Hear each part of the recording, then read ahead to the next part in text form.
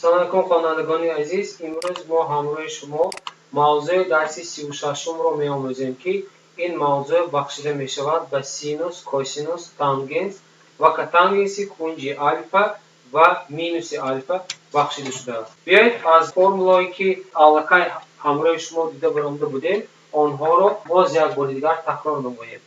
سینوس مینوس الفا هنگامی سینوس، کوسینوس، تانگنس و کاتانگنس کنج منفی بودن خیلی که معلوم کرده بود ما از خاصیت های فونکسیون تریگونومتری استفاده برده آنها رو تبدیل میدادیم. پس گفته میگذاریم که هنگامی سینوس مینوس الفا بودن کنج سینوس منفی بودن مینوس سینوس الفا رو ما نوشته میتونیم. کوسینوس مینوس الفا باشد این با خودی کوسینوس الفا نیست برابر است. برای اینکه در اینجا کوسینوس الفا این فونکسی جفت می باشد. سینوس مینوس الفا باشد فونکسی تاق می باشد. تانگنس مینوس الفا باشد موافقاً به مینوس تانگنس الفا برابر است که این فرموله سیوم نامیده می شود. و هنگامی کاتانگنس مینوس الفا برابر بودن مینوس به پیش نوشته شده کاتانگنس الفا حاصل می شود که این فرموله ها رو فرموله های تریگونومتری فونکسیون تریگونومتری کنج های الفا و مینوس الفا می نامند. بیایید این موضوع رو با مثال ها دیده برآوریم. در مثال اول چنین گفته می شود حساب کنید و در زیر ifade های زیرین داده شده است.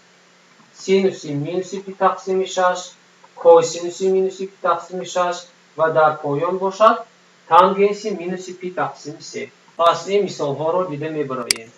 ا سینوسی در داخل قوس مینوس پی تقسیم 6. در مثال بی باشد کوسینوسی مینوس پی تقسیم 4 برابر در مثال بی باشد تانگنس مینوس پی تقسیم 3. برای حساب کردن قیمت عددی این ifade ها ما پیش از همه فرمولایی که در بالا ذکر کرده بودیم آنها را استفاده کرده بعد از روی جدول فونکسیون تریگونومتری قیمت آنها را حساب میکنیم. از بس که فونکسی سینوس فونکسی تاق می باشد پس علامت مینوس به پیش نوشته شده سینوس پی تقسیم 6 حساب کرده می شود. مینوس سینوس پی تقسیم 6 با 1 تقسیم 2 برابر است یا که قیمت عددی آن به مینوس 9.5 برابر می شود. کوسینوس مینوس پی تقسیم 4 باشد از بس که فونکسی کوسینوس فونکسی جفت است پس علامت مینوس پرداخته می شود. در نتیجه کوسینوس پی تقسیم 4 حاصل شده حساب کنی آن یا که قیمت عددی آن موافقاً از روی جدول ریشی کادتی از 2 تقسیم 2 برابر می شود. تانگنس مینوس پی تقسیم 3 باشد از بس که فونکسی تانگنس کنج الفا تاق است پس ما اون رو از اون قیمت مینوس رو از قوس میبراریم و تانگنس پی تقسیم 3 رو حاصل میکنیم. پس تانگنس پی تقسیم 3 و ریشی کادرتی از 3 برابر است مینوس ریشی کادرتی از 3 حاصل می شود که این مثالی یکم به حساب می رود. مثال دویم رو دیده می براییم. مثال دویم چنین آمده است. حساب کنید و در زیر کسر زیرین داده شده است. مثال دویم رو قطع میکنید. در اینجا 3 مینوس سینوس کوادرات مینوس پی تقسیم 3 مینوس کوسینوس کوادرات مینوس پی تقسیم 3 تقسیمی در مخرج کسر باشد 2 ضربی کوسینوس مینوس پی تقسیم 4 داده شده است. ما باید قیمت عددی این ifade رو حساب کنیم. برای قیمت عددی این ifade رو حساب کردن ما فرمولای اساسی کنج های الفا و مینوس الفا رو استفاده بریم یا اینکه خاصیت های اساسی فونکسی تریگونومتری رو استفاده بریم. پس می نویسیم یکم حساب میکنیم سینوس کوادرات مینوس پی تقسیم 3 از بس که در اینجا فونکسی تریگونومتری به نام کوادرات داده شده است پس ما اون رو در داخل قوس چنین می نویسیم. مینوس رو از قوس می براریم برای اون که فونکسی سینوس هنگام الفا برای مینوس الفا بودن فونکسی تاق است. پی تقسیم 3 رو می نویسیم و به درجه 2 می برداریم.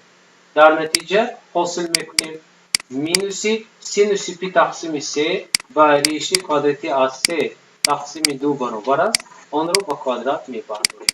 هنگام به کوادرات برداشتن ما 3 تقسیم 4 رو حاصل کردیم. این یکم عمل به حساب می رود. عمل دوم رو اجرا میکنیم. در عمل دوم باشد ما قیمت کوسینوس کوادرات مینوس پی تقسیم 3 رو حساب میکنیم که در اینجا از بس که علامت کوسینوس در همه حالت ها مثبت می باشد کوسینوس در همه حالت ها مثبت می باشد پس کوسینوس کوادرات پی تقسیم 3 عوض کرده می شود. کوسینوس پی تقسیم 3 باشد قیمت عددی آن با 1 تقسیم 2 در کوادرات برابر است. 1 تقسیم 2 رو به کوادرات برداریم و 1 تقسیم 4 برابر می شود. سیوم رو دیده می براییم. در حالت سیوم کوسینوس مینوس پی تقسیم 4 داده شده است که قیمت عددی آن موافقاً با ریشه کوادراتی از 2 تقسیم 2 برابر است. پس این قیمت ها رو در کسر داده شده می گذاریم و چنین عدد رو حاصل می کنیم.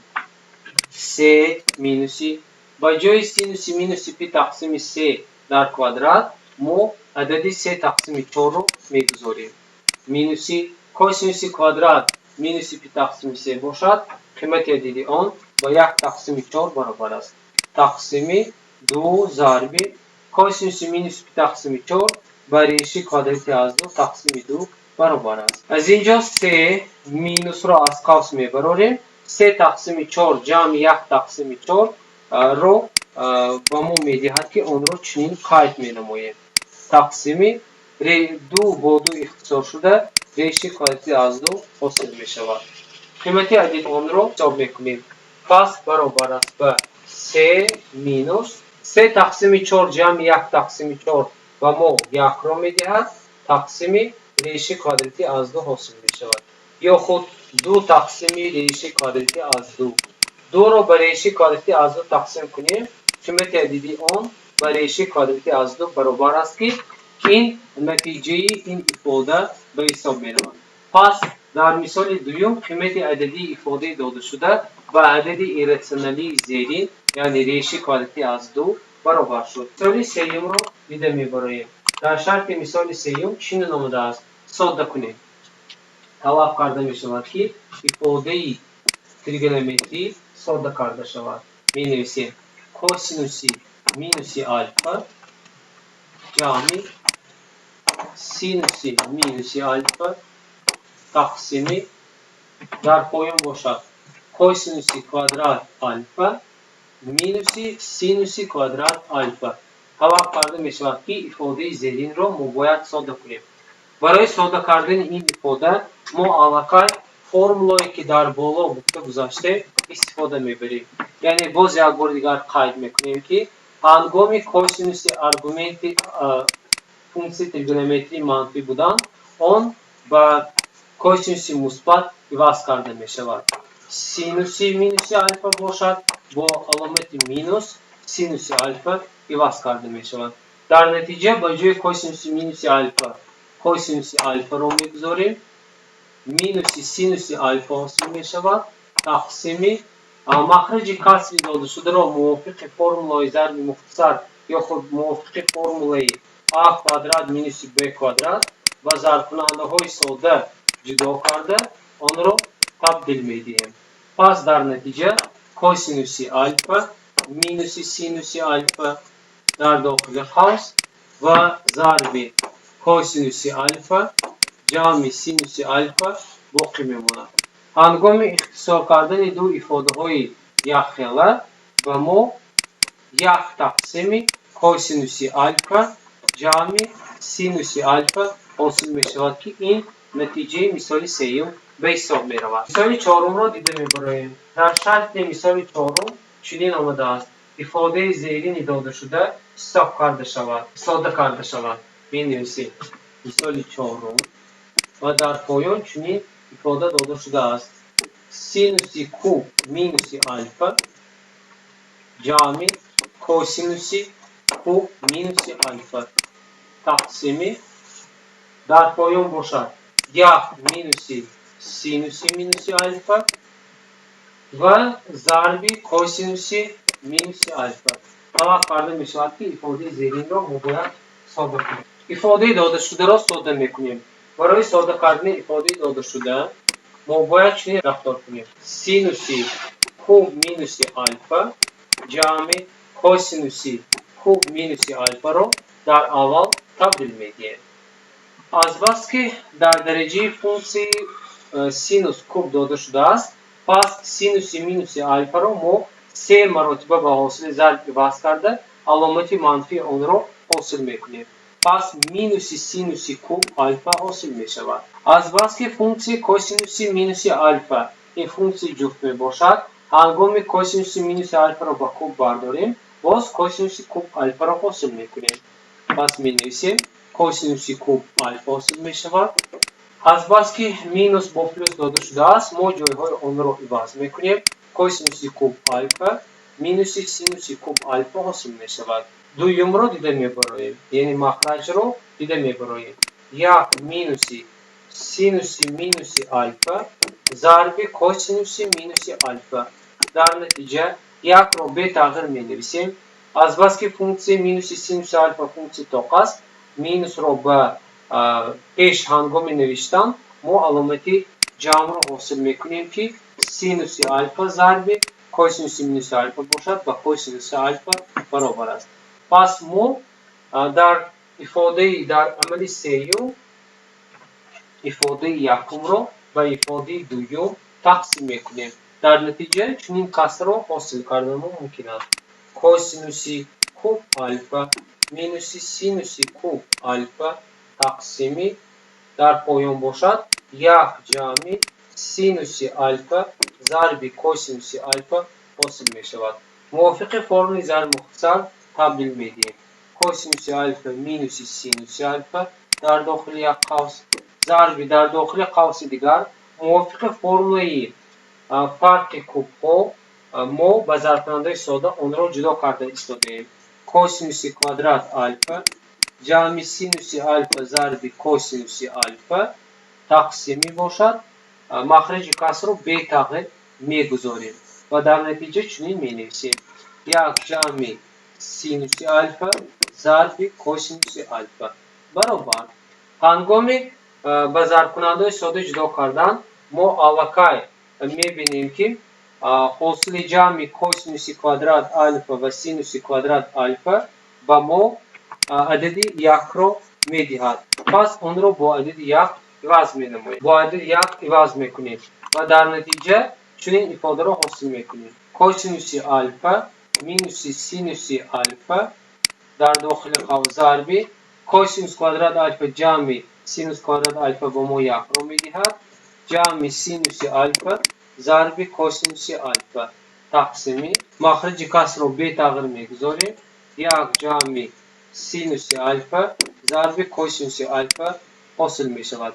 در نتیجه ifade های در صورت بوده و در مخرج بوده یکدیگر رو اختصار کرده ifade کوسینوسی آلفا مینوسی سینوسی آلفا رو حاصل کردیم. یعنی در جواب ما باید قید کنیم که کوسینوسی آلفا مینوسی سینوسی آلفا حاصل شد. این بود جواب مثال 4. مثال 5 رو دیده میبریم. در شرط مثال 5 چنین آمده است. اثبات کنید که یک مینوسی سینوسی کوادرات مینوسی آلفا تقسیم کوسینوسی 4 پی مینوسی آلفا ضرب سینوسی آلفا مینوسی 2 پی تقسیم یک مینوسی کوسینوسی کوادرات مینوسی آلفا این با کتانگنس آلفا برابر است. آن را اثبات میکنیم. مینویسیم شرط مثال رو در اول پره در تخته الکترونی آن را مینویسیم. یک مینوسی سینوسی کوادرات مینوسی آلفا تقسیمی کوسینوسی در داخل قوس 4 پی مینوسی آلفا حاصل می شود ضرب سینوسی در داخل قوس آلفا مینوسی 2 پی تقسیمی در مخرج باشد یک مینوسی کوسینوسی کوادرات минуси альфа. Бояд натиҷаи он ба катангенси альфа бояд баробар шавад. Барои исбот кардани ин ifода мо бояд ин касрҳоро дар алоҳидагӣ дида бароем. Нағз мешавад агар касри якумро дар алоҳида ва касри дуюмро дар алоҳида дида баромада баъд натиҷаҳои онҳоро зарб кунем. Биёед ин гуфтаҳоро дар поён иҷро кунем. Пас менависем 1 минус синус квадрат минуси альфа тақсими косинуси 4π минуси альфа. Ин баробар аст ба ифодаи 1 минуси синус квадрат минуси альфа. Ин ба 1 минуси синуси квадрат альфа баробар аст. Дар махраҷ бошад косинуси 4π минуси альфа ба косинуси альфа баробар мешавад ки онро мо мувофиқи формулаи мувофиқоварӣ табдил додем. Сурати каср бошад 1 минуси синуси квадрат альфа ба мо косинуси квадрат альфаро медиҳад тақсими косинуси альфа. Косинуси квадрат альфаро ба косинуси альфа тақсим кунем ба мо косинуси альфа ҳосил мешавад. Ҳамин тавр касри дуюмро дида мебароем. Дар касри дуюм ифодаи касри синуси альфа минуси 2π тақсими дар махраҷ бошад 1 минуси косинуси квадрат минуси альфа дода шудааст баробар мувофиқи формулаи мувофиқоварӣ синуси бояд альфа минуси π ҷои худро иваз кунад. Пас аломати минуси онро мебарорем ва дар қавс чунин ифодаро ҳосил мекунем. Дар махраҷ бошад квадрати косинуси минуси альфа косинуси квадрати кунҷи мусбатро ташкил медиҳад. Аз бас ки косинуси альфа ё ин ки косинуси минуси альфа онҳо якхелаанд. Барои ки косинуси альфа функсияи ҷуфт аст. Минусро аз қавс мебарорем ва синуси 2π минуси альфаро ҳосил мекунем ки синуси 2π минуси альфа мувофиқи формулаи мувофиқоварӣ кунҷи 2π минуси альфа дар чораки чорум ҷойгир аст. Пас аломати он бо минус иваз карда мешавад. Минуси синуси альфа ҳосил мешавад. Тақсими махраҷи каср бошад ба синуси квадрат альфа баробар аст. Минусро бо минус тақсим карда синус квадрат бо синус ислоҳ мешавад. 1 тақсими синуси альфа баробар карда мешавад. Пас ин натиҷаҳоро бо ҳам зарб карда ифодаи зеринро ҳосил мекунем. Сеюм амали сеюмро қайд мекунем. Косинуси альфаро ба 1 тақсими синуси альфа зарб мекунем. Пас дар натиҷа косинуси альфа тақсими синуси альфа ҳосил мешавад ки он ба катангенси альфа баробар аст. Ин буд мисоли панҷуми мавзӯи имрӯзии мо. Бо ҳамин мавзӯи имрӯзии мо ба охир расид. Барои мустаҳкам кардани мавзӯи имрӯза ба шумо якчанд мисолҳо барои корҳои мустақилона пешниҳод карда мешавад ки онҳоро бояд иҷро намуд. Мавзӯи имрӯзии мо ба анҷом расид. Хайр то дарси оянда саломат бошед.